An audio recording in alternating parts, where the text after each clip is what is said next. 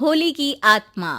बचपन से शहर में रहने वाला मनोज इस साल होली की छुट्टियों में अपने गांव दुर्गापुर वापस आता है, जहां उसे देख पूरा गांव खुशी से झूम उठता है। जब गया था तब इतना सा था और अब देखो कितना बड़ा हो गया है। हाँ सरपंच जी, जब मैं गया था तब आप भी बहुत जवान थे और अब देखो कितने बूढ़े हो गए हैं आप। चलो चलो बढ़िया है। बच्चा घर वापस आ गया। इसी खुशी में आज रात पार्टी होगी। क्या बात है, गांव में भी पार्टियां होने लगी। वैसे अगर पार्टी की बात है तो आज क्यों सीधा होली पार्टी करते हैं। होली पार्टी की बात सुन चहल पहल में अचानक सन्नाटा छा जाता है, जिसे देख मनोज को कुछ अजीब लगता है। लेकिन तभी सरपंच बात पलट देता है। अब बहुत देर हो गई, चलो सब अपने घर चलो, पार्टी के बारे में कल सोचेंगे। मनोज भी मम्मी पापा के साथ घर आ जाता है, पर होली पार्टी और उस पर पूरे गांव की खामोशी वाली बात अभी तक उसके जहन से निकलती नहीं। पापा, होली पार्टी की बात पर सब चुप क्यों हो गए थे? अरे होगी उनकी कोई अपनी बात। मुझे गांव की पंचायत ही थोड़ी पता है। थक गया हूँ, चलो सो जाते हैं, कल बात करते हैं। पापा की बात मानते हुए मनोज भी सोने चला जाता है। आज तो छुपा लिया, लेकिन हफ्ते बाद जब होली का दिन आएगा तब इसे कैसे रोकोगे? अगली सुबह सूरज के साथ ही मनोज भी गांव घूमने निकल जाता है, जिस पर रास्ते में उसे अपनी ही उम्र के कुछ लड़के भी मिलते हैं, जिनसे दोस्ती कर अब वो उनके साथ घूमने लगता है। इसी तरह कुछ दिन बीत जाते हैं और होली नजदीक आने लगती है। दोस्तों, होली में 4 दिन ही बचे हैं, पर गांव में उसकी कोई तैयारियां क्यों नहीं दिख रही? क्योंकि यहाँ होली नहीं मनाई जाती।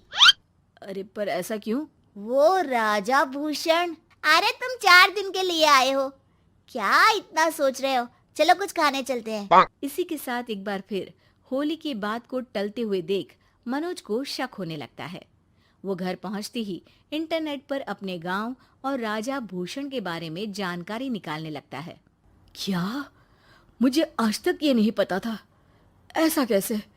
किसी ने मुझे कुछ बताया क्यों नहीं?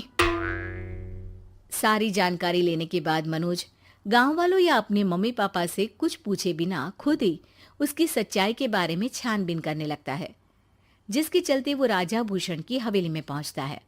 वाह, क्या हवेली है यार। पर क्या यहाँ सच में कोई भूत है? हेलो भूत जी, कोई है क्या? हम इस साल गांव में होली सेलिब्रेट कर रहे हैं, क्या आप उस पर थोड़ा इंटरव्यू देंगे? मनोज के ऐसा बोलते ही गांव में तूफान उठ जाता है और हवेली में रखी सारी चीजें हिलने लगती है। एक अदृश्य शक्ति मनोज को धक्का देकर हवेली से बाहर निकाल दरवाजा बंद कर लेती है। ये सब देख मनोज हैरान रह जाता है। क्या अभी मुझे हवा ने धक्का देकर बाहर निकाल दिया? मेरे होते हुए इस गांव में कभी होली नहीं मन सकती, इसलिए दोबारा ऐसी कोशिश भी मत करना, अंजाम बुरा होगा। आवाज सुन मनोज हैरानी से इधर उधर देखने लगता है, पर उसे कोई दिखाई नहीं देता। वो गांव वापस आ जाता है, जहां तूफान की वजह से सब कुछ तहस महस हो चुका होता है। आखिर ये तूफान आया कैसे? ना ऐसा कोई मौसम था और ना ही हमने होली का त्योहार मनाने की बात की थी। सरपंच की बात पर कोई रिएक्शन दिए बिना मनोज चुपचाप अपने घर चला जाता है। इस तरह देखते ही देखते होली का दिन भी आ जाता है और मनोज रंग लेकर गांव में निकल जाता है, लेकिन गांव पूरी तरह खाली होता है। अरे त्योहार का दिन है, धूमधाम की जगह मातम क्यों मनाया हुआ है? मनोज की आवाज सुन सब अपने घर की खिड़कियां खोल के घर के अंदर से ही उसे वापस जाने के लिए कहने लगते हैं, पर वो किसी की नहीं सुनता। तुझे पहले भी समझाया था, अगर होली खेलने की कोशिश भी की तो अच्छा नहीं होगा। अरे बात मान लो बेटा, तुम्हें सच नहीं पता। मुझे सब पता है। सालों पहले इस राजा ने एक अंधविश्वास फैलाया और आप लोग आज तक उसे मानते आ रहे हो। अरे बेटा, जब तुम पैदा भी नहीं हुए थे उससे भी बहुत पहले से इस गांव पर होली का श्राप है।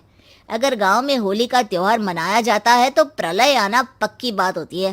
राजा भूषण इस सब में नहीं मानते थे और त्योहार मनाने लगे, जिसके चलते होली वाले ही दिन पहले उनके बेटे की और फिर उनकी मृत्यु हो गई। तभी से गांव की रक्षा के लिए उनकी आत्मा उस हवेली में रह रही है। सबकी बातें सुन मनोज उलझन में पड़ जाता है। सोचना भी मत मनोज, अगर तुमने इस परंपरा को तोड़ने की कोशिश भी की तो उसका परिणाम इस गांव और गांव के लोगों के लिए अच्छा नहीं होगा। मुझे भी यकीन नहीं हो रहा कि आप लोग एक बेतुकी बात को मानकर सालों से रंगों के त्योहार को मातम की तरह मनाते आ रहे हो।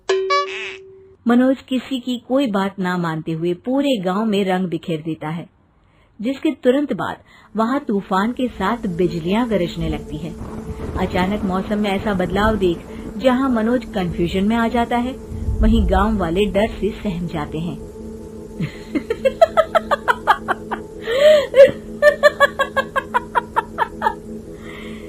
इस लड़के ने हमारे जैसे सिर्फ अपने स्वार्थ के लिए नहीं बल्कि पूरे गांव की खुशियों के लिए यहाँ होली मनाई है, जिस वजह से अब इस गांव पर होली का श्राप टूटता है। ऐसा बोलकर राजा का भूत वहां से गायब हो जाता है, जिसके बाद गांव के लोग धूमधाम से होली मनाते हैं। खुशियों के रंग गांव में बिखरे ही होते हैं कि अगली सुबह अचानक मनोज कहीं गायब हो जाता है और एक बार फिर गांव में होली का नया राज शुरू हो जाता है।